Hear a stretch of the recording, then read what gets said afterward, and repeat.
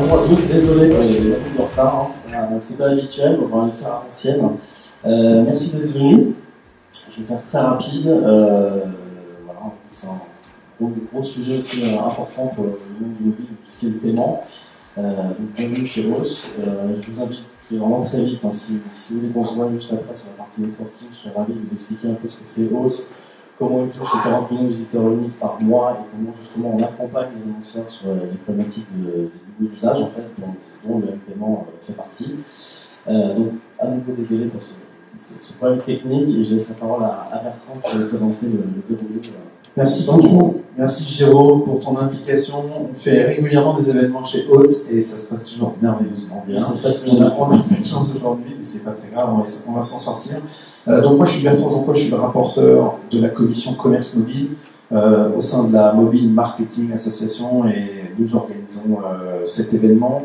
Je vais faire aussi très vite parce qu'on a un programme très chargé. On a d'abord des présentations sur des livrables que nous avons fait régulièrement et récemment, notamment sur l'observatoire du commerce mobile. Donc on va essayer de rattraper notre retard, essayer de demander à chacun des intervenants de gagner quelques minutes pour être sûr qu'on puisse, comme c'est notre objectif à la Mobile Marketing Association, vous libérer à 11h pour faire un peu de networking, de prendre un petit café encore ou retourner à vos bureaux si vous êtes pressés et que vous devez rentrer à vos bureaux. Donc d'abord l'observatoire, après l'infographie et puis après la table ronde qu'on anime, que Jérôme animera avec Etam, Endad et Pélib. L'objectif étant évidemment d'éclaircir le sujet du paiement mobile, de donner un aperçu le plus complet possible sur ce qui se passe aujourd'hui sur le paiement mobile.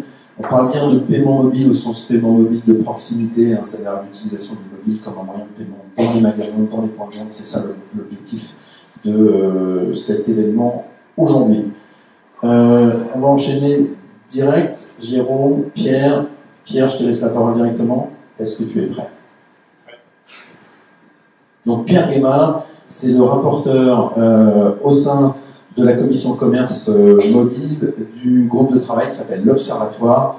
Et on en est à notre 3e observatoire, si je ne dis pas de bêtises, dans lequel il y a un focus sur le paiement. Ouais, c'est la version 3 bis même, puisque on a livré une grosse 3e version à la fin de l'année dernière, à la fin de l'année sur un bilan 2017, dans une grosse version en partenariat avec le baromètre du marketing mobile, donc l'ouvrage piloté par Philippe Dumont depuis de nombreux semestres. Et donc on a fait une mise à jour assez importante en fin d'année dernière, en partenariat avec BNP Paribas, sur la mise en œuvre de l'ensemble des indicateurs qui nous permettent de mesurer l'évolution de ce qu'est le commerce mobile, à savoir le rôle que prend le mobile dans le commerce en ligne, mais aussi le rôle que le mobile joue dans les réseaux physiques, la manière dont il intervient tant en interaction sur les points de vente qu'en outil de paiement. Un petit mot de remerciement, comme d'habitude, mais qui est mérité à tous nos partenaires qui nous accompagnent pour la réalisation de ce livrable, cet ouvrage, puisque l'ensemble des données sont collectées grâce à l'ensemble de nos partenaires, et en particulier le Retail Minute et le groupement des cartes bancaires qui sont présents aujourd'hui, mais aussi comme Score, Criteo, Apani et Mobilio qui nous accompagnent sur les différents chapitres qui composent ce baromètre. Pour rappel, on est sur un livrable qui est composé en 4 grandes parties. Les 2 premières parties qui sont consacrées à l'e-commerce sur mobile et à l'achat e-lab, donc tout ce qui concerne plus particulièrement le commerce en ligne sur le canal mobile, et puis 2 autres parties qui sont plus proches du rôle du mobile dans les points de vente, avec un chapitre consacré aux interactions que les utilisateurs réalisent avec leur mobile dans les points de vente, et puis ce que le mobile permet en matière de paiement.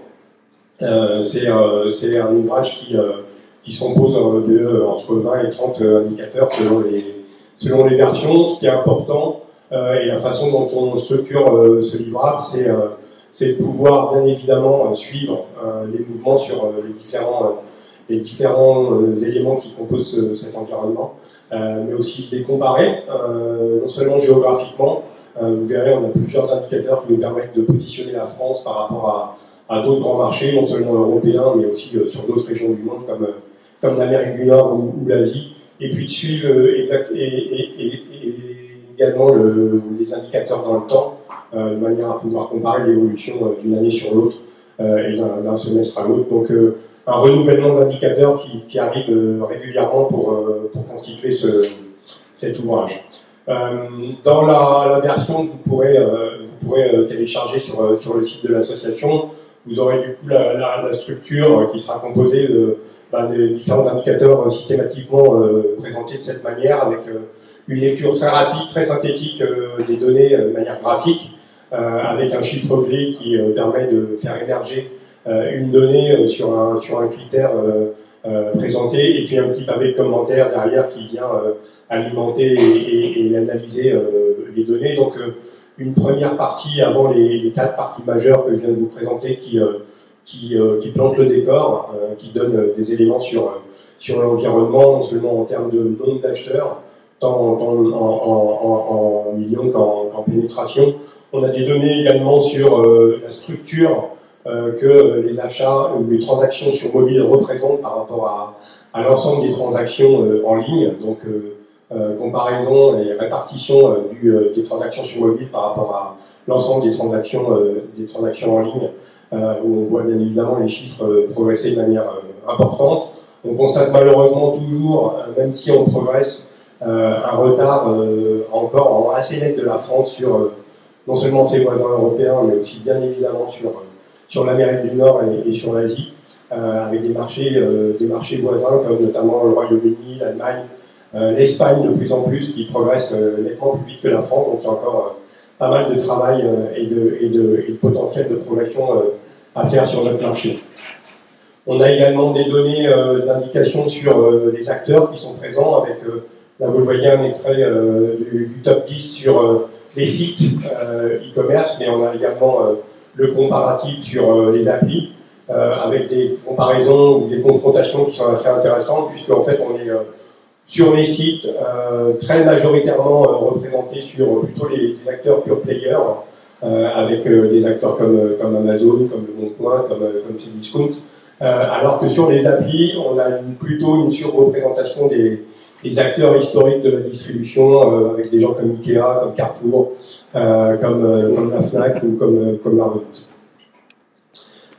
Donc derrière les 4 grandes parties qui composent cet observatoire, avec donc en premier lieu la partie e-commerce, où vous trouverez des indicateurs sur le poids justement de ce que pèsent les transactions mobiles par rapport à l'ensemble des transactions, et puis avec des chiffres de progression d'une année sur l'autre. Donc là, actualisé au premier trimestre 2018, donc le comparatif premier trimestre 2017 par rapport à 2018, où on voit sur le premier slide de gauche la progression de la France, qui a plus 5 points sur 4 trimestres entre 2017 et 2018, mais qui est quand même encore loin de la progression de marchés comme l'Allemagne et le Royaume-Uni, comme j'en parlais tout à l'heure, qui sont déjà devant et qui continuent à progresser plus vite. Et puis des chiffres sur l'évolution de l'environnement et de l'écosystème, puisque là, de manière plus récente, depuis le trimestre dernier, on a des données assez intéressantes sur les différents canaux et en particulier la place que prennent les applications sur le commerce mobile, avec des indicateurs qui savent nous montrer maintenant la place que les applications prennent dans la répartition des transactions entre desktop, mobile et à l'intérieur de mobile, application et site mobile, où vous le voyez sur le slide de droite, un écart assez important de comportement entre, d'une part, l'Amérique latine et l'Europe, où on est encore très majoritairement fort sur le desktop, avec pratiquement 50% des transactions en ligne qui sont réalisées sur le desktop.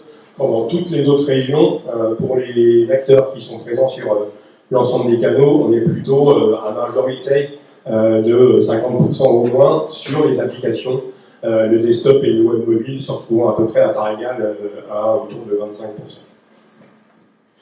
25%. Deuxième partie, donc tout ce qui se passe sur le in-app, donc tout ce qui est transactions sur le mobile pour le mobile, pour des contenus consultables, achetables sur le mobile, avec du coup des indicateurs qui sont plus en termes de volume d'achat, de progression et puis de secteur d'activité, avec donc le slide de gauche qui vous donne les montants par pays d'achat et puis la répartition par store, où prioritairement, bien évidemment, c'est plutôt l'App Store qui est plus fortement représenté en termes d'achat in-app, avec l'exception de l'Allemagne, où on trouve le Play Store en majorité. Et puis des indications en termes de secteur d'activité sur lequel ces achats in-app se réalisent. Bien évidemment, historiquement, on sait que tout ce qui est jeu, le gaming, représente une part très très importante du marché de l'achat in-app.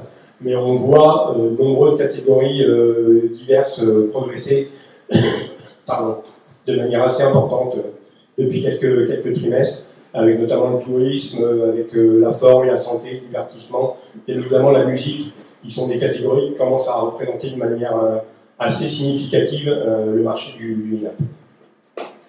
Troisième catégorie, là, 5 minutes, j'accélère.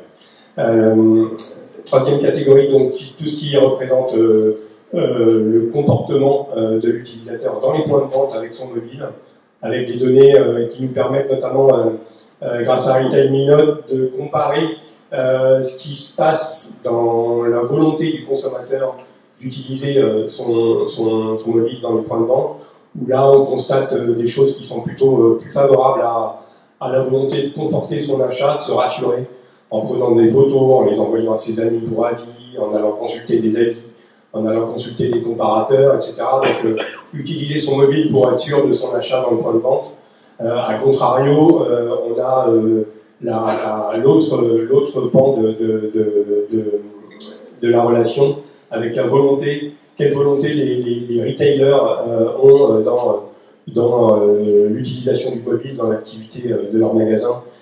Où on voit que là, on a plutôt plus des volontés de savoir mettre en avant l'activité promotionnelle de leur marque, de savoir mettre en avant le mobile comme un moyen de paiement. Ça, c'est vraiment une volonté affichée de la part des retailers de savoir utiliser ce mobile pour faciliter l'expérience en point de vente et valoriser le mobile comme un moyen de paiement.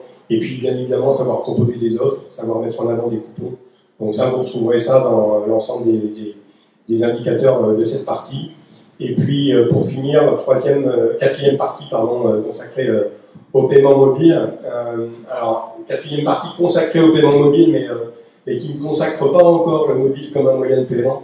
Vous verrez qu'on est encore relativement en retard sur le phénomène du paiement mobile, avec un premier indicateur à gauche, qui est d'ailleurs un indicateur nouveau dans cette version, qui est l'usage ou la sous-utilisation des wallets mobiles par les smartphones autres, où on se rend compte d'un marché à l'autre qu'on est quand même dans des proportions vraiment minimes sur l'utilisation d'un wallet mobile sur son smartphone. La France est même encore en retard, avec 6% d'utilisateurs et 3 quarts des Français qui déclarent ou bien ne pas vouloir s'en servir, ou même ne même pas savoir de quoi on parle quand on les interroge sur le sujet.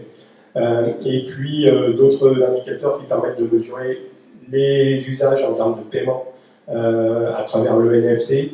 Les taux d'équipement et la prédisposition des commerçants à savoir utiliser le mobile comme un moyen de paiement, et en particulier les taux d'équipement en paiement sans contact. Et puis avec des données qui sont issues des études de Mobilio, des données sur tout ce qui concerne le paiement sur facture mobile pour les achats qui sont dédiés à ce type de paiement. Voilà, j'ai terminé. Vous avez l'intégralité des données qui sont donc en téléchargement sur le site de l'association. Et puis si vous avez des questions, je suis disponible à la fin de la présentation. Merci beaucoup Pierre, merci pour cette rapidité. Donc ça c'est le document complet avec tous les chiffres très très complets, très très précis, qui est en téléchargement sur le site de la Mobile Marketing Association si vous êtes membre. Et puis il y a des versions plus synthétiques, plus rapides qui sont disponibles et qui sont intégralement visible par tout le monde. Ce document papier a été édité à très peu d'exemplaires. La seule façon de pouvoir y accéder, c'est d'en discuter éventuellement avec Catherine, qui est la déléguée générale de l'association. Il n'y a pas de moyen d'en avoir, parce que malheureusement, on ne les distribue pas. Mais en tout cas, si vous voulez en jeter un œil et en discuter avec Catherine, qui est la déléguée générale de l'association, qui est là-bas, elle sera ravie de parler avec vous après la pause. Je laisse la parole à nos deux compères du paiement mobile pour parler de l'observatoire, plutôt de la cartographie des acteurs du paiement mobile. Chacun un micro? C'est parti. Bonjour à tous, je suis donc Andrew, je travaille chez Carte Bancaire dans le marketing, dans tout ce qui est paiement digitaux. Donc Sébastien Givry, chez Docomo Digital, sur tout ce qui est paiement, principalement sur facture opérateur. On va vous faire ça va être rapide, on va essayer de faire le plus rapidement possible. On va vous faire un petit débrief du...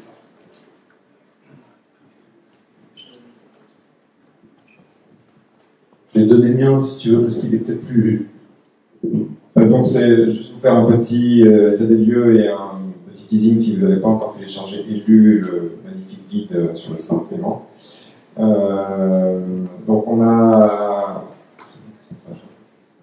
Vous ne connaissez pas vous ce qu'il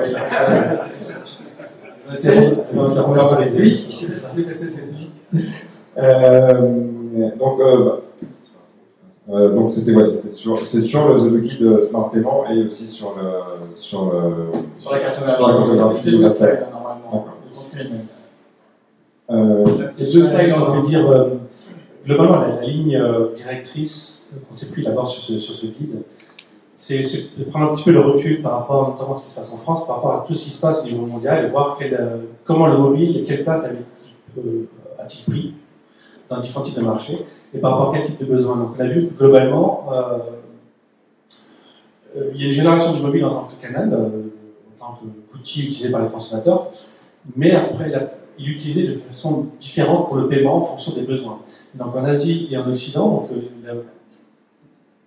donc, on part vers une disparition du cash. On voit dans certains pays comme la Suède, la Norvège, même le cash disparaît carrément des centres-villes, qui facilite les paiements avec avant tout en retail. On a vu, Pierre a montré, notamment en e-commerce, c'est encore limité à l'in-app purchase dans les jeux, donc c'est encore assez restreint en termes d'utilisation. En retail, donc nos intervenants vont en parler un petit peu plus, ça commence à se développer, mais c'est pas encore au point où ça fait dans le marché.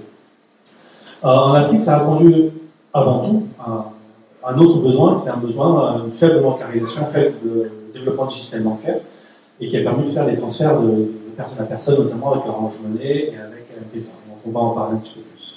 Donc on a décomposé, le guide est décomposé en trois sous-parties, il y a trois types différents de paiements mobiles.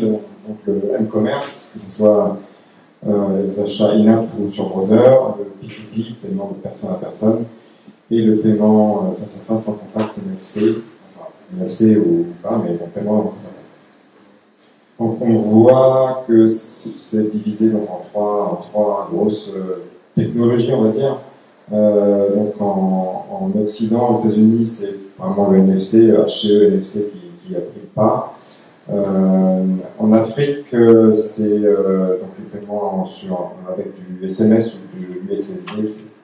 L'exemple M-Pesa en Tanzanie, et donc en Asie, avec les deux mastodontes PayPal et WeChat, c'est plus du QR code. Donc voilà, on va faire un petit focus sur l'Asie. En Asie, donc 90% des transactions sur mobile sont faites par Alipay et WeChat. Les chiffres sont assez impressionnants, avec la part des smartphones en Chine qui sont passés de 6% à 72% en moins de 7 ans. Donc des chiffres qui font rêver, j'imagine, Mark Zuckerberg et le PDG de Google sur les millions d'utilisateurs. Et donc c'est utilisé vraiment partout. Apparemment même les mendiants ont des QR codes WeChat.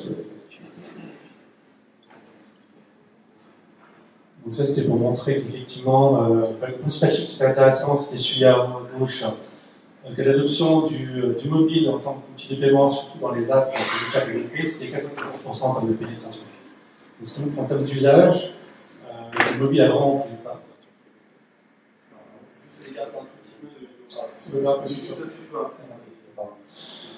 Donc 94% comparé au cash et même aux cartes de crédit. Donc le mobile est devenu vraiment l'outil de paiement numéro 1. Et comment ça s'est fait? Ça s'est fait notamment parce que ces réseaux sociaux qui sont Alipay et WeChat ont su gagner la confiance dès le début, s'implanter dès le début dans l'usage mobile. Et donc du coup, quand ils ont implanté le paiement dessus, il y avait déjà cet usage, il y avait déjà ce capital de confiance qui existait, qui fait que ça a été plébiscité, ça l'est toujours. Et notamment, on va le montrer après, mais c'est pas seulement sur la Chine, mais maintenant on le voit même. Moi je l'ai vu dans une station de métro à Paris, il y a WeChat Pay. On va au Galeries Lafayette, il y a WeChat Pay, ou Alipay. Donc c'est un peu partout. Et là où on a des chiffres qui sont vraiment assez hallucinants, qu'on a du mal, on le voit avec Alibaba, hein, on a vu comment ils font en tant d'e-commerce, et ça s'est fait pareil sur le mobile.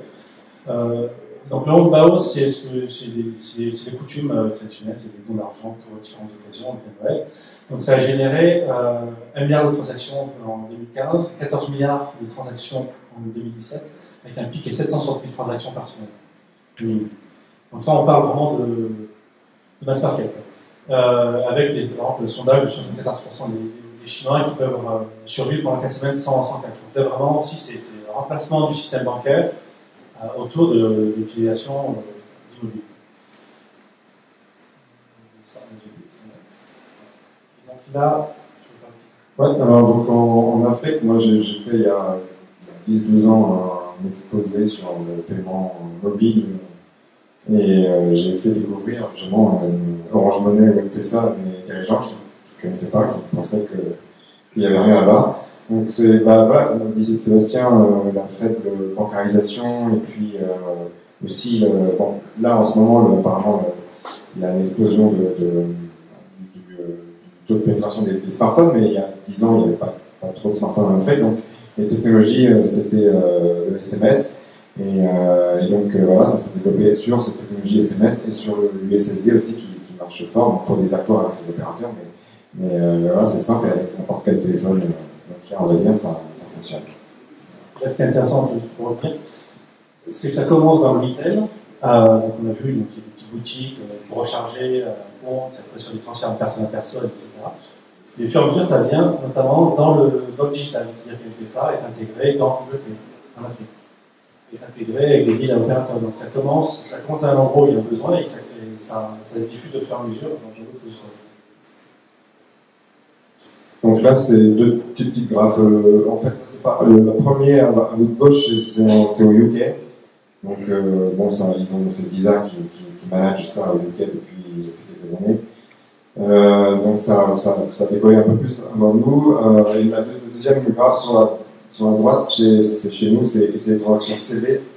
Donc on a presque doublé les nombres de transactions en un an. On a fait 1,2 milliard l'année dernière. Et on espère faire un petit peu plus de 2 milliards cette année de transactions sur contact. Vraiment, 2017 a été l'année d'explosion, du décollage du sans contact en France. Moi, ça fait 6 ans que je travaille chez les cartes bancaires, et bon, on disait que ça décollait tous les ans, mais c'est vraiment l'année dernière que ça a décollé, donc là, on est content et que ça continue fortement. Peut-être pour reprendre ce que tu disais, donc par rapport à, on parlait de moyens de confiance. Donc quand on met en perspective donc, ces chiffres, donc 2 milliards en run sur la France, donc sur les chiffres qu'on a appris, là, que tu as pris sur le paiement sur les wallets au mondial, on voit les différences. Il y a eu une petite étude d'hier publiée par Jennifer Research, c'est le nombre d'utilisateurs de solutions mobiles, de paiement mobile. Donc en 2018, donc les premiers seraient Apple Pay avec 140 millions, prévision pour 2020 220 millions. C'est une progression, pas une progression énorme, mais ça progresse quand même. Après, c'est Samsung Pay avec 50 millions, 100 millions en 2020. Et après Google Pay qui paye un peu, 40 millions, 100 millions en 2020. Et après, c'est tous les autres, OEM, LGP, UiPay, etc. Donc ça, c'est au niveau mondial. Sachant que M-Pesa, c'est 140 millions d'utilisateurs en Afrique. Donc on met une chose en perspective un peu, ça progresse, mais comme disait Pierre, ça progresse pas assez. Cette statistique, c'est un sondage, on sonde les gens, on leur demande quelle application, c'est une petite étude qu'on fait tous les ans avec chez CD, avec Quentin, TNS. Donc c'est pas le pourcentage utilisé, c'est juste voilà, si vous connaissez une application mobile avec laquelle vous payez, quelle est, donc voilà, Apple Pay arrive en premier, et en deuxième. Il est bien placé, hein. Ouais. C'est un beau travail. France. Ouais, c'est France, voilà, France. Après Easy, après il y a un peu de S-Money, par contre ça s'agrège après avec plein de petites autres solutions d'NVIDIA aussi. Donc cela aussi, c'est l'utilisation du PC aussi, hein, c'est du sondage. Hein, donc, comme le sans contact a décollé en 2007, on va dire, ça a aussi fait décoller un peu le mobile, malgré que je pense que la carte est un frein au mobile en France, parce que ça étant donné que ça décolle avec le En tout cas, il y a eu une disruption récente, hein, c'est ça? Ouais. Bon, après ça, c'est toujours c'est du sondage, hein, c'est pas des statistiques, enfin, c'est statistique, mais c'est pas des chiffres. Il y a une prise de conscience par les utilisateurs en 2017 qu'on peut payer avec son smartphone en France. Ça commence et on essaie de surfer dessus aussi. À force de communiquer, ça commence à rentrer. Les autres sur le guide, bon, on parle un peu de tout. On parle aussi du paiement de factures sur opérateur, spécialiste c'est Bertrand, des nouvelles solutions OEM, donc on parle Samsung Pay ou iPay. Je vous donne pas un scoop parce que PDG en a parlé, je sais pas si vous devez tous connaître Quant, moteur de recherche français. Le PDG Eric Jordi a fait une annonce la semaine dernière comme quoi il y a un Quant Pay et on travaille un peu avec eux. Il y a une banque, c'est encore financier, mais voilà, donc un nouveau XXPay en France devrait arriver cette année.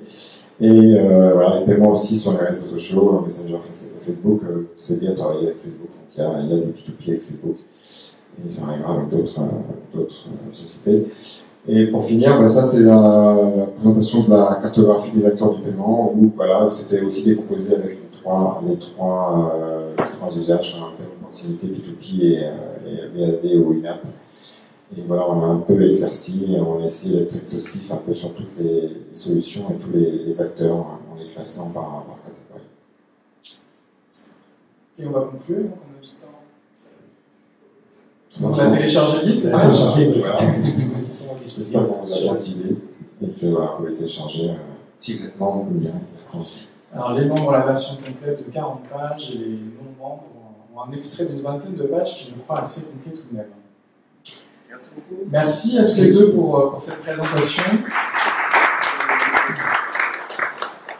Merci. Laissez le micro sur les sièges parce qu'il va être temps d'échanger dans une table ronde. Et j'invite tout de suite Jonathan Atalici, Digital Officer chez Etam, Yann Leclerc, Head of Payment chez Edenred, et Vincent Duval, Directeur Général de Paylib, à me rejoindre dans ce petit espace. Essayez tous de trouver un micro. Normalement, on en a chacun un. Et donc on va enchaîner après ces deux présentations sur le commerce mobile et le paiement mobile. Je crois que Jonathan n'a pas de micro. On va enchaîner après ces deux présentations par une table ronde avec des retours d'expérience de différents spécialistes du commerce et du paiement. Et on va d'abord peut-être se présenter Jonathan, est-ce que le micro fonctionne? Est-ce qu'on peut présenter Etam en quelques mots, en quelques chiffres, ce spécialiste du prêt-à-porter féminin? Non, pardon. Est-ce que mon micro fonctionne? Oui. Surtout pas du prêt-à-porter. Surtout pas. Qu'est-ce que... Etam, c'est une marque qui a 102 ans et qui s'est lancée il y a 102 ans dans la corsetterie. Corsetterie. Et c'est le cœur de métier.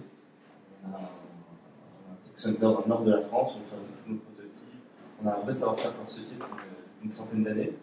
Etam, donc c'est principalement de la lingerie, du prêt-à-porter exclusivement en France. Une présence dans 52 pays en retail et à peu près 180 ans en digital. D'accord. Et vous êtes d'ailleurs Chief Digital Officer, donc votre périmètre, c'est de couvrir le virage vers le commerce électronique et notamment la question du paiement? Exactement, avec en plus la partie CRM, online, offline, sachant que chez Etam, 65% du chiffre d'affaires, c'est les clients cartés. Donc on a des solutions qui nous permettent... Et on parlera de paiement et de fidélisation dans quelques instants. À votre droite, Yann Leclerc, bonjour, Head of Payment chez Edenred. Alors je ne sais pas si la marque Edenred est connue de tous. Par contre, si je parle de ticket restaurant, c'est peut-être plus simple. Hein. Ça apparaît à beaucoup de gens. Donc, Edenred, je ne sais pas si votre micro fonctionne. Ah ouais, c'était le bouton.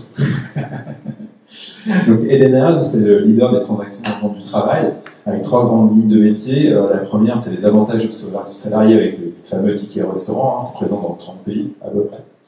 La deuxième ligne de métier, c'est tout ce qui est mobilité professionnelle, avec des cartes carburant, des cartes de frais professionnels, c'est 25% de notre activité. Et enfin, d'autres solutions, des cartes cadeaux, qui sont acceptées chez État, par exemple, des cartes tickets Cadeos, ou du paiement inter-entreprise. Si on doit retenir juste un seul chiffre, on traite 2 milliards de transactions dans le monde, dans 45 pays, qui représentent 26 milliards d'euros. Donc, on n'a pas vraiment beaucoup de volume d'affaires au commerce.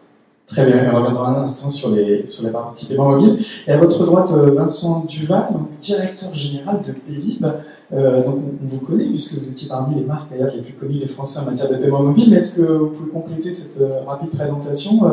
C'est un peu le bras armé des banques dans le paiement mobile en France? Oui, bonjour à toutes et à tous. Oui, tout à fait. En fait, Pélib, c'est une initiative de l'ensemble des banques françaises. Donc, périmètre, distribuer un service à l'ensemble des Français à travers la force distributive des banques, donc de l'ensemble des banques, puisque aujourd'hui on a au capital l'ensemble des grands groupes français. Ce qu'il faut publiciter. Oui, alors je vais essayer de ne pas oublier, du coup, je vais me fâcher avec les actionnaires. Et notamment BNP Paribas. Alors, BNP Paribas, Société Générale, la Banque Postale, Crédit Agricole, donc c'est Crédit Agricole LCL évidemment, le groupe de TCE, Crédit Mutuel Arkea et Crédit Mutuel CIC. C'est compliqué en ce moment chez eux. Chez nous, non, en tout cas. En fait, depuis qu'on les entend se fâcher dans la presse, c'est depuis ce temps-là que le tour de table, que Crédit Mutuel CIC a rejoint aussi le tour de table. Donc, au contraire, chez nous, il y a une vraie fédération derrière Pélib. Voilà. Puis, je ne vous cache pas que c'est pas un sujet que j'aborde avec eux, c'est pas l'objet. Pélib, donc c'est un service de paiement qui est offert à l'ensemble des Français par les banques. Alors par les banques, ça veut dire quoi? Ça veut dire déjà sécuriser du point de vue de la transaction, mais ça veut dire également dans la génétique des banques, évidemment l'ADN des banques, c'est aussi le secret bancaire, et donc un fort angle sur la protection des données personnelles. Donc ça c'est quelque chose, on sent que petit à petit, pouvoir public et population commencent à véritablement se sensibiliser là-dessus. Et on parlera des données tout à fait. Donc un vrai focus sur la sécurité. Jonathan, on parlait donc de transactions in-store, on parle de transactions in-store dans cette table ronde. Aujourd'hui, comment vos clientes payent dans les boutiques? Est-ce qu'il y a encore beaucoup de cash? Que pèse l'électronique? Et dans la montée en puissance de l'électronique, que pèse peut-être le sans contact et les smartphones? Est-ce que c'est une tendance, un décollage au paiement mobile par smartphone, ou c'est encore anecdotique? Alors, déjà, on a mis le paiement sans contact il y a un peu plus de 2 ans. Et c'est vrai que ça nous a permis, notamment sur la productivité et le temps de passage en caisse, d'améliorer cette partie-là. Dans un magasin, les deux points de friction, c'est les cabines d'essayage et le passage en caisse. Donc, tout ce qui nous permet d'améliorer ces deux parties-là, on est preneur. Et donc, forcément, le paiement sans contact a été implémenté et est très bien utilisé aujourd'hui. La part de cash est relativement faible, c'est principalement le paiement par carte bancaire. Et pour tout ce qui est paiement mobile, on a ouvert le 29 décembre un magasin sur les Champs. Et c'est notre lab. Donc c'est vraiment dans ce magasin qu'on expérimente. C'est un magasin Etam & Dees, qui est une autre enseigne du groupe Etam. Et c'est là où on expérimente le paiement mobile. Vous pouvez aller essayer de payer directement sur son téléphone portable ces transactions. C'est des produits où il y a des RFID qui vous permet du coup, sans passage en caisse, de repartir directement avec les produits sous le bras.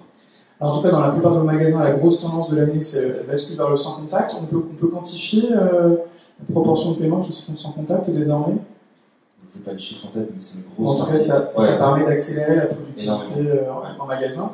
Et donc, dans ce magasin pilote, vous disiez, vous testez non seulement le paiement par smartphone, mais il y a également aussi une réflexion pour peut-être adresser l'autre étape qui était le paiement, la problématique des cabines d'essayage. Alors, on essaye maintenant même de ne plus faire passer les clients par les cabines d'essayage. C'est-à-dire d'avoir un système de track atome où, grâce à ce paiement mobile directement sur votre téléphone, vous prenez le produit, vous ne le payez pas, vous avez juste une empreinte qui est faite sur votre carte bancaire pendant 12 jours, vous l'essayez à domicile, si vous ne le retournez pas, vous êtes débité du montant de votre commande. Si vous retournez tout ou partie, on vous débite de la différence. Donc l'objectif, c'est vraiment maintenant même d'éviter le passage en cabine.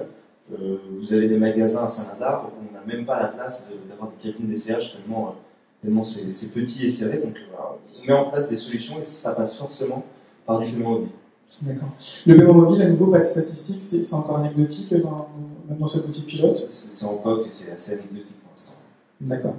Bon, on va y revenir. Yann Leclerc chez Edenred, donc on parlait tout à l'heure de tickets resto, on les a tous connus en papier, mais je crois que l'heure est à la dématérialisation, notamment à la montée en puissance du paiement mobile. Ouais, l'heure elle était à la dématérialisation parce qu'en fait, nous on apporte des clients, 45 millions de clients, dans 1,5 million de commerçants. Donc on a compris qu'il y a un point clé pour le commerçant, c'est la simplification du paiement en caisse. Et c'est totalement clé. Donc c'est pour ça que nous, on travaille fortement sur la dématérialisation du paiement. Donc dans les 2 milliards de transactions, 78% de nos transactions sont digitales. Donc c'est la carte principalement, c'est du sans contact forcément, c'est du paiement mobile, et voire même des solutions où il n'y a pas de carte. Donc on a l'ensemble des solutions de paiement dématérialisées. Ensuite, ce qu'il faut comprendre, c'est que le paiement mobile, nous on a considéré que c'est le next generation dans le domaine du paiement. Donc on a dans le monde 15 programmes de paiement mobile avec Apple, Samsung, Google, dans 11 pays différents sur 3 continents différents. Les résultats sont différents d'un pays à un autre. Dans certains pays, c'est quelques pourcents de nos transactions qui sont faites en paiement mobile, et en Espagne, c'est 22% de nos transactions qui sont faites en paiement mobile. 22% en Espagne. En Espagne, le DG m'explique, demain, on ne sort plus avec son portefeuille, on sort avec son smartphone. Point. En France aussi. Certes. Alors la France, c'est assez surprenant parce qu'effectivement, on était les premiers à lancer Apple Pay en France en 2016. On a été aussi les premiers à proposer Samsung Pay, donc c'est super.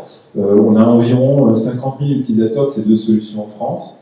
Et donc ça marche bien, mais on va dire dans la moyenne européenne. Mais loin derrière, on va dire l'Espagne et les pays nordiques. 22% des Espagnols clients de votre groupe utilisent donc leur smartphone pour payer. Pour payer, avec Apple Pay et Google Pay. Alors qu'est-ce qui explique l'engouement des Espagnols et le relatif conservatisme des Français? Je ne parlerai pas de conservatif. Il y a deux choses. Il y a la maturité digitale de chacun des pays. Ça, c'est un point assez clé. C'est-à-dire que si dans un pays, vous avez l'habitude d'utiliser votre smartphone pour tout, bah forcément, le paiement, ça paraît évident que vous allez payer aussi avec votre smartphone. En Espagne, par exemple, toutes les banques ont tous leurs services sur leurs applications mobiles. Donc, vous n'avez aucun intérêt d'aller dans une agence. Tout est disponible sur votre smartphone.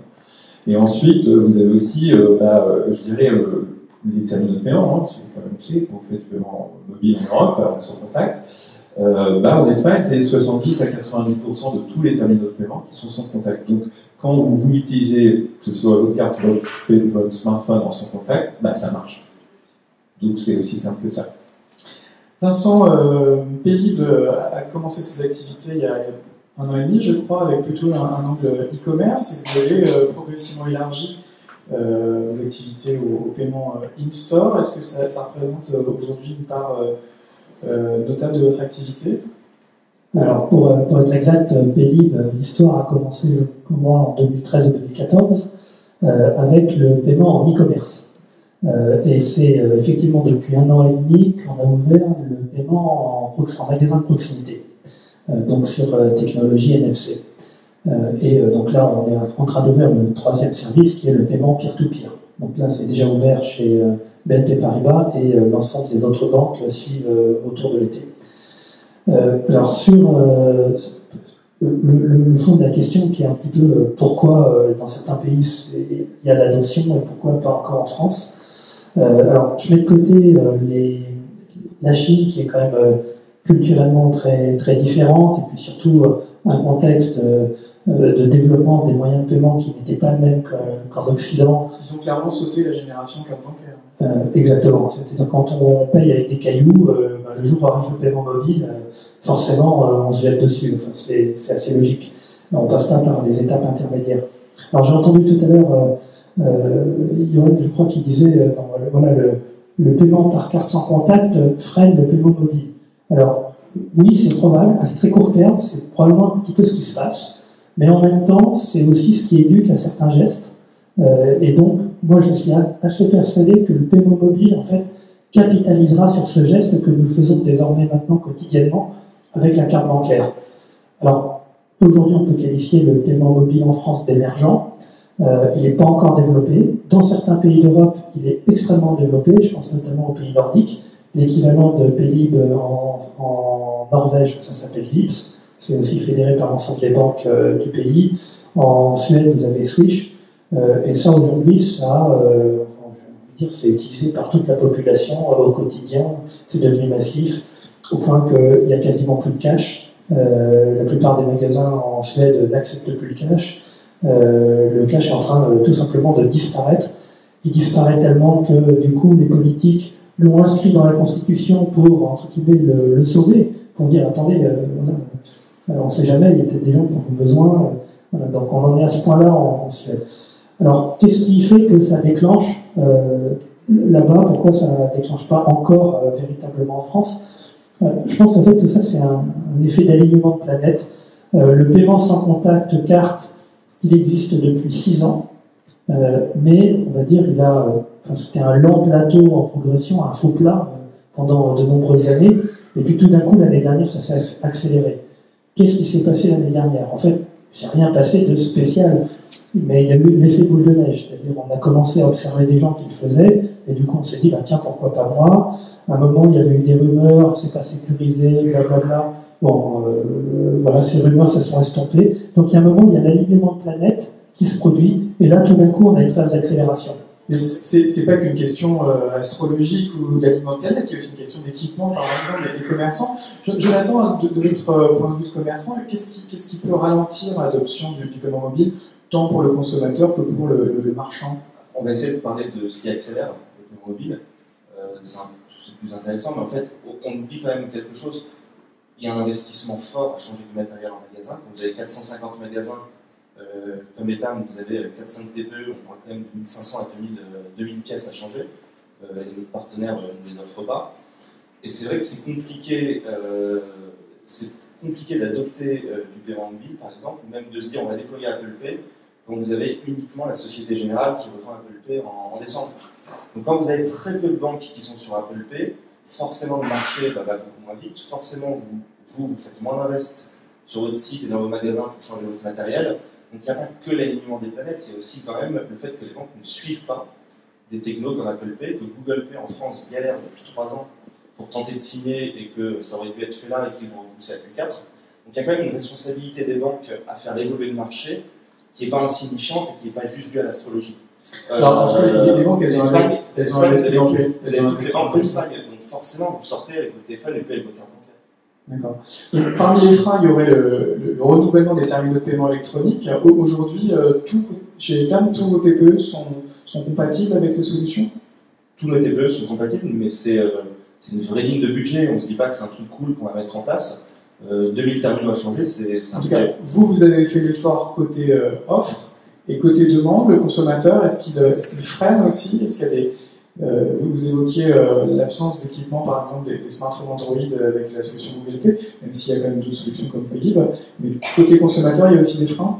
Déjà, vous ne passez pas tous vos paiements sans contact, parce que vous êtes limité sur le montant. Ouais. Donc vous faites c'est quasiment des monocommandes, des commandes monoproduits plutôt. Alors, limité sur le montant, il me semble, on a un plafond sur les cartes bancaires à une trentaine d'euros, 30 euros, qui est monté à 30 euros. Et sur les solutions solutions de paiement par smartphone, il me semble qu'il n'y a plus forcément ce plafond. Exactement. Et c'est vrai que quand vous faites un investissement initial et qu'on vous dit que vous êtes limité à 20, vous prenez vos commandes à 20 euros carte bancaire, puis vous sortez votre ROI, c'est compliqué de faire un Mais est-ce que le consommateur il peut justement confondre les plafonds de la carte sans contact avec les plafonds du mobile sans contact et du coup renoncer à utiliser son smartphone parce qu'il pense que ça sera bloqué? Complètement. Ils sont persuadés, ils ne savent même pas qu'ils peuvent passer à 30 euros. D'accord, c'est un des sujets pour évangéliser le marché. Il y a un gros problème d'éducation autour de ça, et du coup, il faut aussi taper les mains en magasin pour expliquer que vous êtes sans limite sur du paiement mobile, que vous êtes à 30 euros maintenant sur du sans contact, etc. Yann, chez Genred, donc vous avez un regard assez large sur le marché. Ce serait quoi les freins pour vous sur le marché français, notamment par rapport à d'autres marchés comme le marché espagnol? Je suis comme Jonathan, je pense que c'est comment on peut accélérer qui est important. Donc, n'importe quelle solution de paiement, elle doit être simple, elle doit être sécurisée et elle doit être rapide. Ça, c'est le b.a.-ba d'une solution de paiement. Mais il faut toujours revenir bien au b.a.-ba pour bien comprendre le problème. Et ensuite, une fois que vous avez cette solution, la solution est différente d'un pays à un autre, comme l'a expliqué juste un instant avant. C'est-à-dire qu'en Europe, c'est assez logique. J'ai une carte, je passe sans contact et je fais du paiement mobile sans contact. Je suis dans une espèce de d'évolution naturelle. Donc nous, par rapport à ça, on s'est dit en Europe, il n'y a pas de solution. Enfin, il n'y a que des solutions, je veux dire. C'est Apple Pay, Samsung Pay, Google Pay et autres solutions sans contact. En Asie, effectivement, c'était du cash avant. Donc cash, smartphone. Donc c'est du QR code. Moi, ma première solution de paiement mobile, elle est à Taïwan et elle ne fonctionne que sur smartphone. Il n'y a même pas eu l'étape cash. Non, moi, directement smartphone. Donc tout ça pour dire, c'est qu'effectivement, il y a une solution qui dépend de chaque marché, d'une part, et une solution qui dépend aussi des habitudes des consommateurs. La différence, je pense, entre l'Espagne, la France et les Nordiques, c'est la confiance. En Finlande, vous montrez votre smartphone, vous disiez j'ai payé avec Edenred, c'est bon, point. Il n'y a même pas une transaction, c'est bon. C'est une question de confiance. C'est pas possible en France comme ça. Donc voilà. Il y a une défiance entre les... Non, il n'y a pas de défiance, il y a une perception de la sécurité qui est différente d'un marché à un autre. Il y a des habitudes des consommateurs qui sont différentes d'un marché à un autre. Donc la vraie solution à cette équation-là, c'est l'évangélisation, c'est la communication, c'est la promotion. Donc le b.a.-ba, pareil, dans le paiement mobile, le premier truc à faire quand vous émettez un moyen de paiement et que vous offrez une solution de paiement mobile, c'est d'expliquer à vos centaines de milliers ou vos millions d'utilisateurs comment je fais pour mettre ma carte dans mon smartphone et comment je fais pour payer tous les jours. Vous, chez Edenred, vous avez une action particulière pour expliquer à vos utilisateurs comment basculer dans le paiement par smartphone? Systématiquement, pour chaque lancement de projet de paiement mobile dans n'importe quel pays, mon job, c'est de vérifier qu'on a un go-to-market avec un plan de communication qui va arroser non seulement les utilisateurs, les commerçants, parce que les commerçants, à l'air de rien, demain ils se retrouvent avec un smartphone devant eux, qu'est-ce qu'ils font? Alors effectivement, moi, le restaurateur en face de chez moi, chaque matin, il découvre une nouvelle solution de paiement, donc à la fin... C'est vrai que c'est un peu confus. À la fin, il se pose plus de questions, il se dit, c'est sur le terminal de paiement, allez-y, mettez votre nom, mettez votre Samsung, mettez votre Apple. Tout marche, donc c'est génial. Mais c'est de l'éducation, c'est de la promotion, c'est de la communication. Et pour revenir, pourquoi ça a marché le sans contact en France? Ça n'a pas marché comme ça par la bonne Saint-Esprit. Ça a marché parce qu'il y a eu de la communication. Parce que soudain, toutes les banques ont communiqué en même temps sur le sans contact. Et là, tous les gens se sont dit, eh oui, tiens, j'ai un logo bizarre sur ma carte, et qui est le même logo qui se trouve sur le terminal de paiement. Et ça peut marcher. Et ça dépend aussi des commerçants pour qu'ils mettent à jour leur terminal de paiement. Il y a encore beaucoup de commerçants, notamment en France, qui n'ont toujours pas un TPE compatible avec le sans contact. Ça prendra du temps, mais en fait, les responsabilités sont partagées. Bien sûr, ça prendra du temps, mais en fait, en Europe, au 1er janvier 2020, tous les terminaux de paiement doivent accepter le sans contact. Donc l'Europe sera l'Eldorado du sans contact en 2020. Vincent, on parlait des freins et avec un partage des responsabilités entre le monde bancaire, commerçants, consommateurs. Pour vous, qu'est-ce qui va faire la différence dans les prochaines années? Comment ça va faire pour décoller ces Pour rebondir un petit peu sur ce qui a été dit précédemment, oui, il y a un effet un peu love-pool entre, évidemment, ce qui se passe sur le point de vente et puis la communication et les équipements des porteurs. Après, on peut dire que les banques n'ont pas été assez vite. Je rebondis un petit peu là-dessus, je ne vais pas me prononcer pour mes actionnaires, mais simplement, la solution Paylib, le tour de table, l'ensemble des banques qui sont fédérées derrière la solution Paylib, c'est en fait assez récent, puisque c'est fin 2017 que l'ensemble des banques se sont dit oui, on va soutenir Paylib, parce que je pense qu'il y a eu cette véritable prise de conscience que ça ne peut marcher, évidemment, que s'il y a un caractère universel. Et Paylib, ça se caractérise fondamentalement par trois choses. C'est cette universalité du moyen de paiement sur l'ensemble du territoire français, d'une part. D'autre part, c'est la sécurité, donc sécurité de la transaction et protection de la donnée personnelle. Et la troisième dimension, c'est évidemment la garantie de paiement pour le commerçant. Et ça, c'est un point extrêmement important aussi pour les retailers. Voilà, donc ça, c'est Ce phénomène-là, il est en fait assez récent. Donc là, évidemment, la France va rentrer dans une phase d'accélération. Vous citiez certains acteurs comme Google ou Apple. Aujourd'hui, Apple aujourd'hui est le premier à fermer son antenne NFC à des solutions alternatives à Apple Pay. Donc, quelque part, l'entorse à l'universalité, elle est d'abord faite par certains acteurs qui cherchent à reformer le marché. Voilà. Enfin, parce que vous citiez les banques. Oui, mais vous citiez les banques. C'est pas les banques qui mettent le frein, hein. Bien au contraire.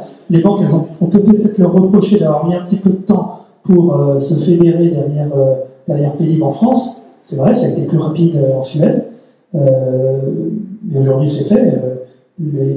L'ensemble des solutions ne sont pas mis en main ouverte. Et puis, est-ce que c'est une si bonne idée que ça que de confier le paiement à des GAFA qui, on le voit dans d'autres univers, ont une capacité à concentrer le marché? Il faut peut-être être prudent aussi dans l'adoption de ces technologies-là. On ne fait pas rentrer le loup dans la bergerie en travaillant avec un Apple ou un Google quand on est certains services que je refuse d'implémenter aujourd'hui sur mon site.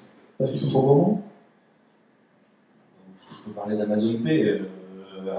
Apple Pay ou Amazon Pay, Amazon n'est pas capable de me certifier que c'est siloté entre Amazon et Amazon Pay. Alors, oui, par écrit, actuellement, ils ne veulent pas le mettre. Donc c'est compliqué de se dire qu'une fille qui achète de la lingerie chez moi puisse être retargetée demain sur Amazon, qui devient le plus grand vendeur de lingerie en France, retargetée sur la lingerie sur Amazon. Donc oui, il y a des services aujourd'hui où, quand on n'a pas une garantie que c'est vraiment siloté et qu'il y a une exploitation bien définie de la donnée, on refuse d'y aller. Très bien.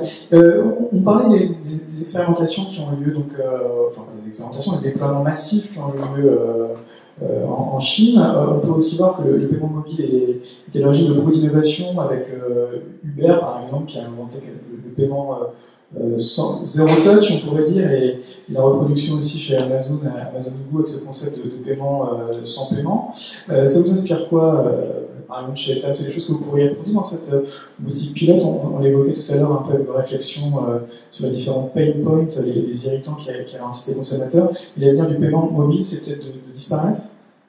En fait, on parle beaucoup d'avenir du paiement mobile. On oublie quand même que déjà, pour que ça puisse fonctionner en magasin, il faut que nos hôtesses de vente soient déjà familières de ce type de service. Et il y a un travail de formation qui peut être fait, d'évangélisation. Je vais vous donner un exemple. J'étais à un séminaire à Bruxelles avec les directrices, les responsables de magasins, 450 personnes. On prend un Uber, je sors du Uber, je pars, et la fille me dit « Ah bon, tu payes pas ?» Putain, on court. Et je lui dis « Ouais, on court !» Et elle a pleuré, parce qu'elle pensait que j'étais en train de voler un chauffeur de taxi. Et c'est une responsable de magasin, donc elle n'est pas familière d'Uber. Le paiement, mettre sa carte bancaire sur son téléphone, ça reste encore inconcevable. Donc déjà, je pense qu'on a, avant de parler du futur, je pense que déjà il y a un rattrapage à faire au niveau des consommateurs pour que ces mêmes consommateurs, dans leur cadre professionnel, puissent faire un travail d'évangélisation et faire un travail d'adoption. Pour le futur, les champs c'est un peu particulier parce que c'est également un magasin qui est fréquenté à 60% par des étrangers. Donc c'est un magasin sur lequel on va implémenter très rapidement du WePay pour les touristes chinois, etc. Nous, l'objectif, c'est vraiment d'avoir des magasins demain en self-checkout qui, grâce à l'RFID, vous permet de rentrer, de prendre vos produits, de les payer directement sur votre téléphone et avec l'antenne RFID, désactiver le produit sans même avoir à passer en caisse ou à débiper et rentrer chez vous avec le produit. Éventuellement, sur certaines grosses pièces, on a des antivols, mais maintenant, les antivols se font sur les RFID directement. D'accord, donc cette vision, c'est le consommateur, il rentre dans le magasin, il choisit son produit, il l'achète seul avec son smartphone et désactive l'antivol et ressort du magasin. Donc on est encore dans une solution encore plus simple finalement qu'un Amazon Go où il n'y a pas ces portiques à l'entrée de la boutique. Exactement. L'objectif, c'est vraiment de venir faire son marché, de prendre ce que vous voulez, éventuellement même de ne pas être débité immédiatement et de rentrer chez vous. Ça, c'est pour quand? On espère 2019. En tout cas, le gros frein aujourd'hui, chez Etam en tout cas, c'est le déploiement de la RFID sur l'intégralité de nos produits, qui est prévu pour S2 2019. Et une fois qu'on a les RFID, là on peut vraiment commencer à parler de justesse des stocks et paiements sans contact. Yann, chez Level, vous êtes très en avance sur le paiement mobile partout dans le monde, avec des taux d'adoption très élevés, notamment en Espagne. Est-ce que vous avez aussi des réflexions pour aller encore au-delà et quelque part faire disparaître ce paiement mobile? Alors oui. Alors, moi, je suis très inspiré par Amazon, par Uber, et moi j'ai appris une seule chose avec eux, c'est que le paiement il doit être silencieux, on ne doit pas le voir. J'ai compris ça. Et donc, résultat des courses, cette année, on a mis en place un programme avec des plateformes de livraison de repas, avec Deliveroo, Rapidol, Nestor, j'en ai mis un. Bon, bref. Et tu vas sur la plateforme de livraison, tu commandes, tu as rentré ton compte auparavant, et tu te fais livrer. Il n'y a pas de paiement. C'est génial. Donc ça, c'est typiquement le paiement silencieux. Et ensuite, ce qu'on comprend, c'est que au-delà du paiement, il faut proposer une expérience. L'expérience, ça veut dire que ce qu'on apprend des Chinois, de WeChat et d'Alipay, c'est que c'est pas du paiement en fait, c'est une expérience. Et donc vous avez plein de services dans l'application Alipay ou dans l'application WeChat, et tous ces services vous apportent quelque chose. Alors c'est génial. Donc nous, on essaye un peu de reproduire ça, c'est-à-dire que évidemment vous avez des services de base, de savoir combien j'ai sur ma carte, trouver le bon magasin, le bon état, éventuellement avoir le bon programme de fidélité, Ketam et l'adresse, ce genre de choses. Ok, super. Et au-delà de ça, il faut trouver des nouvelles expériences. Alors, par exemple, j'ai un super programme qui se trouve au Brésil, qui s'appelle TicketFit. Et ce programme, en fait, il dit simplement, vous allez mieux manger et vous allez dépenser votre énergie dans des clubs de sport. Alors là, on est plus du tout dans le paiement. On va en parler dans un instant, la partie smart paiement. Juste un mot de Vincent chez Pélib. On parlait du paiement silencieux, on parlait de cette notion de faire disparaître cet irritant encore, qu'est le paiement en caisse. Est-ce que chez Pélib, vous avez aussi une réflexion autour de ça, des prototypes peut-être Je partage le même point de vue que mes voisins. C'est le paiement, ça doit être 1, universel, 2, simple, et 3, ça doit apporter la garantie de paiement aux commerçants. Quand on parle de simplicité, la simplicité ultime, c'est effectivement la simplicité qu'on ne voit même plus. Alors certains, quand même, vous diront non, c'est important de sacraliser l'acte de paiement parce que ça sacralise l'acte d'achat. Oui, bon, il y a peut-être une frange de la population qui raisonnera comme ça, mais je partage assez le point de vue qui est de dire que la vocation, c'est plutôt effectivement le paiement doit en tout cas facialement disparaître. Voilà. Donc on doit équiper la population de solutions qui permettent cela. Ça c'est quand même compliqué. On voit chez Amazon leur réponse à ça, c'est de mettre des portiques à l'entrée des magasins qu'on active avec son smartphone. Avec des caméras partout. Ça demande un petit peu d'équipement, c'est sûr. Mais bon, voilà, après Paris ne se fait pas en un jour. Et je pense que c'est quand même la tendance de fond. Après, on sait que, évidemment, créer un réseau d'acceptation, c'est quelque chose d'extrêmement lourd, ça prend plusieurs années. Voilà, donc, et ce principe du self-checkout qui sera déployé chez Etam l'année prochaine, c'est aussi quelque chose qu'on pourrait faire à la c'est pas pour immédiatement tout de suite, mais parce que voilà, nous, vraiment la clé, c'est l'universalité, la simplicité et la garantie de paiement aux commerçants. Donc ces solutions-là, évidemment, on les regarde de très près, et puis le jour où on sent que voilà, ça devient quelque chose qui peut être adopté massivement, qu'il y a un équipement en place, évidemment, on sera prêt. Alors on a commencé à en parler du couplage entre paiement et d'autres services, notamment des services de fidélisation. Jonathan, je crois que chez Etam, vous travaillez notamment avec des gens comme Caroline Labs, qui va bientôt être rebaptisé, je sais pas bien le nom. En tout cas, il y a une vraie réflexion aujourd'hui pour... Captain Wallet, on peut le dire, on le dit. Captain Wallet. Est-ce qu'il y a une réflexion aussi pour, en un seul et même geste, payer et fidéliser vos clientes grâce au smartphone? Il y a quand même une particularité, l'Occident versus la Chine. La Chine, vous avez WeChat, et WeChat, vous faites tout. C'est WhatsApp, c'est un moyen de paiement, vous faites votre vie, vous pouvez avoir une seule application sur le téléphone et tout faire avec, c'est WeChat. En France, on est encore très siloté, vous avez vos paiements dans vos toilettes, vous avez votre carte de fil dans l'application Etam, machin. C'est pas encore vraiment mutualisé et fait de manière correcte. Aujourd'hui, on utilise Captain Wallet surtout pour la dématérialisation de la carte de fidélité. Et on a également sur notre site mobile la possibilité de burner vos points. Donc de générer un QR code sur votre téléphone qui va être scanné sur la caisse et du coup de défalquer votre... Donc en termes de parcours client, ça reste encore un peu compliqué, mais la volonté à terme, c'est de faire ça en un seul et même geste? La volonté à terme, c'est de faire en un seul et même geste. Il y a une personnes sur le marché qui commencent à proposer cette solution. Un grand groupe américain. Un grand groupe américain. Chez Jolie Smartphone. Exactement, qui propose en même temps que vous payez, de vous encarter sur le programme de fidélité. Là où actuellement le business model est un petit peu genre, c'est qu'il vous revend vos clients. Voilà, pour l'instant on a refusé parce qu'il est évidemment hors de question qu'ils me revendent mes clients pour l'encarter, mais oui, demain il faudrait que lors du passage en caisse, j'ai directement le paiement et l'identification au programme de fil ou l'adhésion au programme de fil. Je pense que ça arrivera très rapidement, notamment via ce partenaire américain.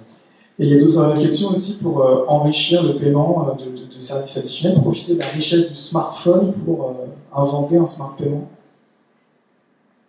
C'est un petit peu plus compliqué. C'est dur de collecter de la donnée sur le terminal en lui-même. Finalement, vous changez de terminal tous les 6-18 mois, on va dire. Donc, identifier la personne sur le terminal en lui-même, c'est plus compliqué.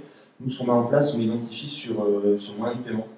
Donc, on calcule un taux d'omnicanalité sur votre moyen de paiement, parce qu'on a le même PSP on et off, et donc du coup, on est capable, sur un token carte bancaire, de dire si la personne achète en magasin et d'identifier, et du coup, de profil matcher un peu plus.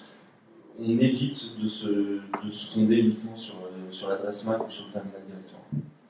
Yann Leclerc, chez Danone, vous aviez commencé à nous l'expliquer. L'idée, c'est d'aller demain au-delà du paiement et de profiter de toute la richesse du smartphone pour combiner l'acte de paiement avec d'autres services. Oui, tout à fait. Parce qu'en fait, le point que souligne Jonathan, c'est qu'effectivement, si vous voulez essayer de faire passer la fidélité de paiement au même terminal de paiement, bon courage. On a essayé il y a 10 ans. Je pense que dans 10 ans, on y sera toujours. Ça ne marchera toujours pas.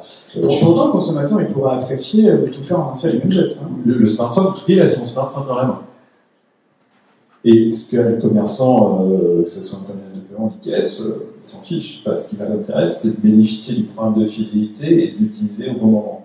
Donc je pense qu'au contraire, ça va être plus de la richesse dans l'interaction entre les applications smartphone et chacun des retailers. Donc il n'y a pas de solution, hein. À l'heure actuelle, il n'y a pas des super solutions. La solution dont on parle là, elle a été lancée aux États-Unis, mais bon, elle a beaucoup de mal parce que ça veut dire que vous devez remettre des tuyaux dans chaque retailer et partager des données entre le retailer et ce GAFA. Bon, c'est super, mais c'est un projet de 10-20 ans, donc je ne suis pas sûr que ce soit la solution. En revanche, WeChat à l'IP, il n'y a rien à faire. Hein. Enfin, le programme il est signé entre WeChat et chacun des retailers. On l'a fait par exemple avec notre programme à Taïwan. On a un accord avec un retailer français qui s'appelle Carrefour, et donc les gens peuvent bénéficier à ce moment-là de leur programme de fidélité directement dans l'application mobile. Donc il faut éviter les freins, il faut penser différemment et se dire quelle est la fidélité attendue par les consommateurs, et à partir de là leur proposer des expériences nouvelles et différentes. Il faut tester, il faut apprendre, il n'y a pas de vérité universelle, chaque marché a des différences. Et vous disiez, vous, l'idée en ce moment, c'est de coupler paiement avec des programmes bien-être.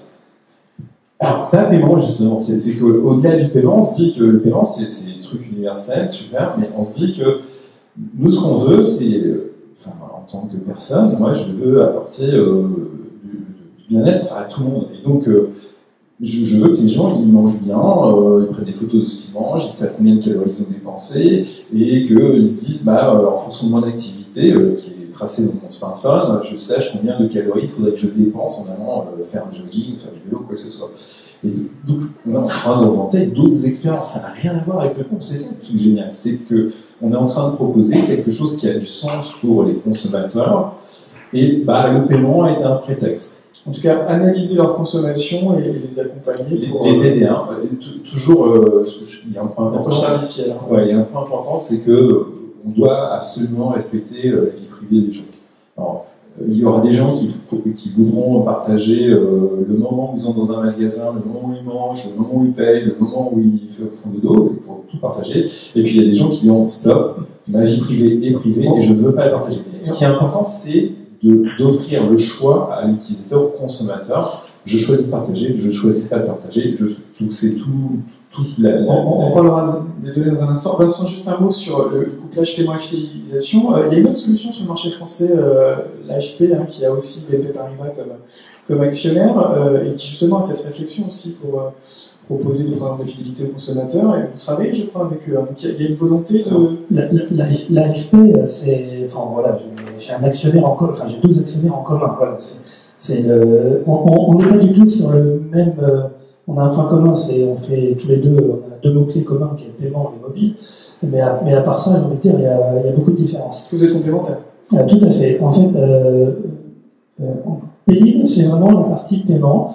Par rapport à des WeChat ou des acteurs comme ça, on n'a absolument pas d'ambition chez Paylib de développer d'autres éléments de la chaîne de la valeur. Pour ça, on considère que c'est le rôle d'acteurs tiers. Et nous, on doit apporter la solution de paiement à ces acteurs tiers. Voilà, donc que ce soit des applis commerçantes ou des applis même d'acteurs divers et variés, nous on doit amener dans la brique paiement fluide, simple, sécurisé, à ces acteurs pour y intégrer de la valeur ajoutée. Donc voilà, nous il n'y a pas la question du hiatus stratégique qu'on évoquait avec certains GAFA, ou non plus la volonté de régenter un écosystème. Les écosystèmes, on considère que ça c'est le métier d'autres personnes, et nous on amène la brique de paiement. Voilà, la brique de paiement Paylib, vous citiez l'AFP, la brique de paiement Paylib a la vocation aussi à être un moyen de paiement intégré dans l'AFP. Très bien. Un dernier tour de table peut-être sur la question des data, on en parlait tout à l'heure. On a un contexte juridique un peu chargé, RGPD qui a été lancé récemment, et Privacy l'année prochaine.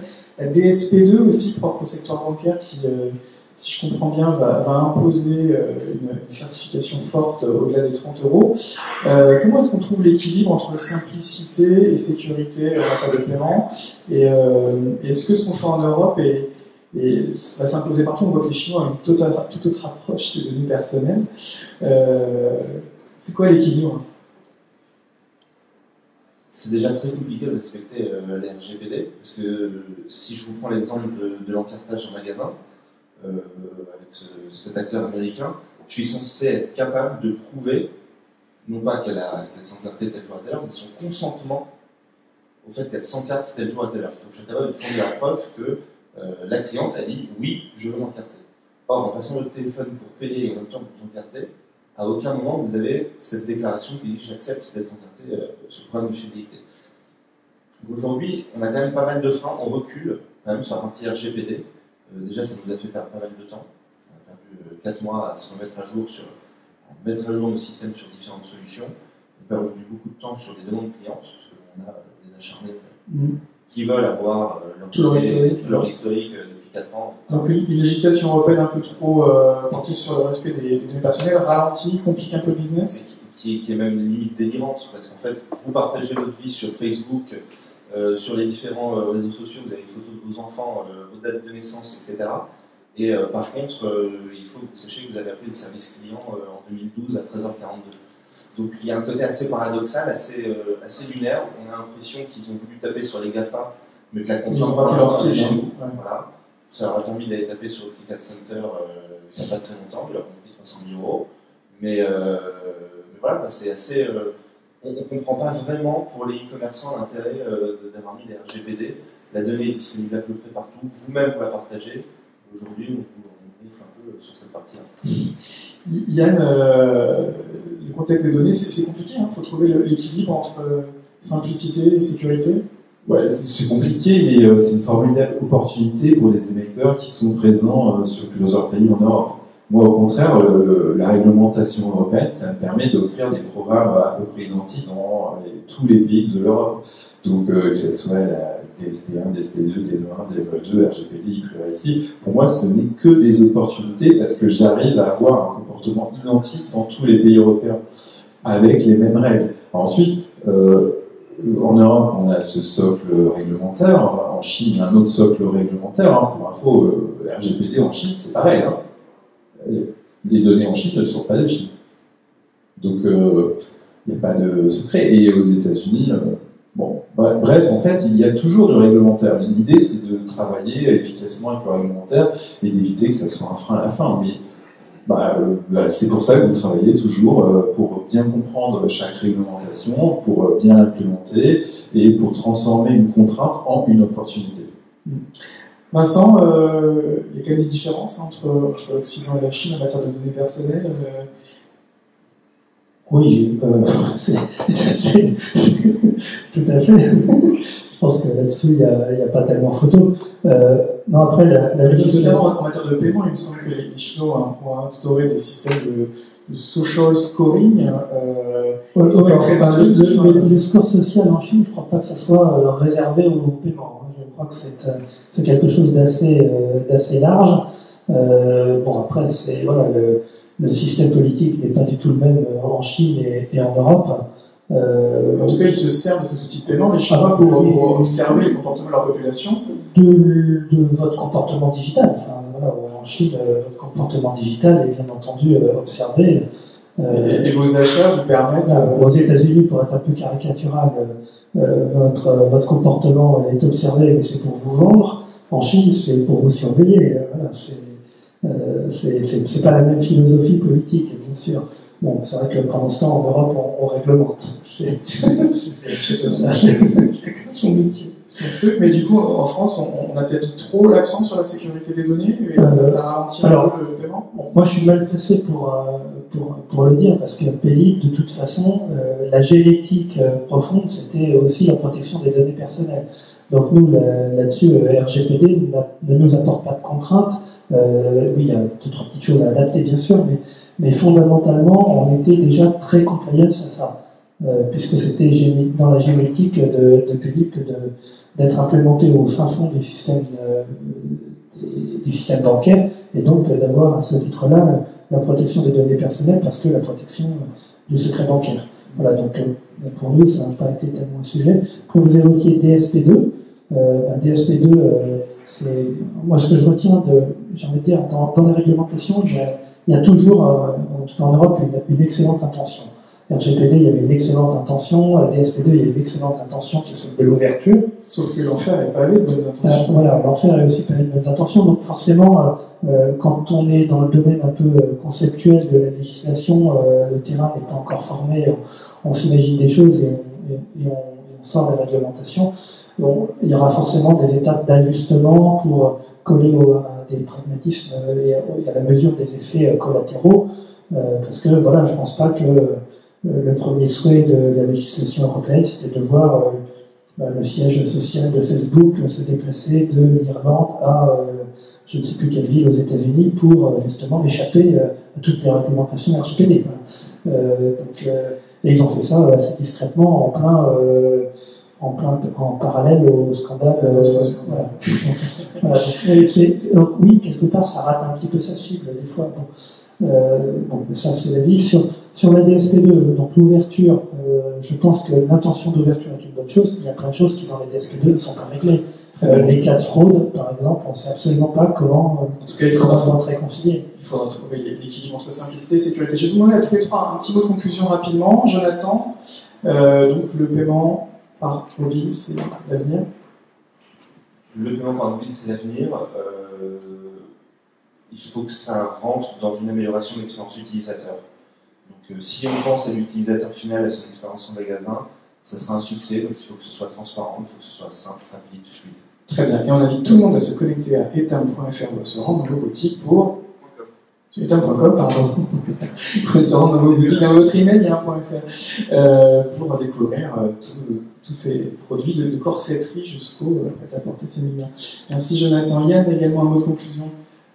Les paiements dématérialisés, c'est une tendance de fond dans le monde entier. Voilà. Ensuite, le paiement mobile est une des gammes de paiements dématérialisés. La question, c'est pas de savoir si ça va marcher. La question, c'est de savoir quand est-ce que le paiement mobile va devenir le principal moyen de paiement dans les différents pays. Il y aura des solutions différentes, pays par pays, région par région, continent par continent. Ça, c'est pas de problème. Mais c'est quand est-ce que ça va devenir mainstream. Alors, ça peut être mainstream. C'est évident ou pas? Oui, en Chine, c'est mainstream. Ouais.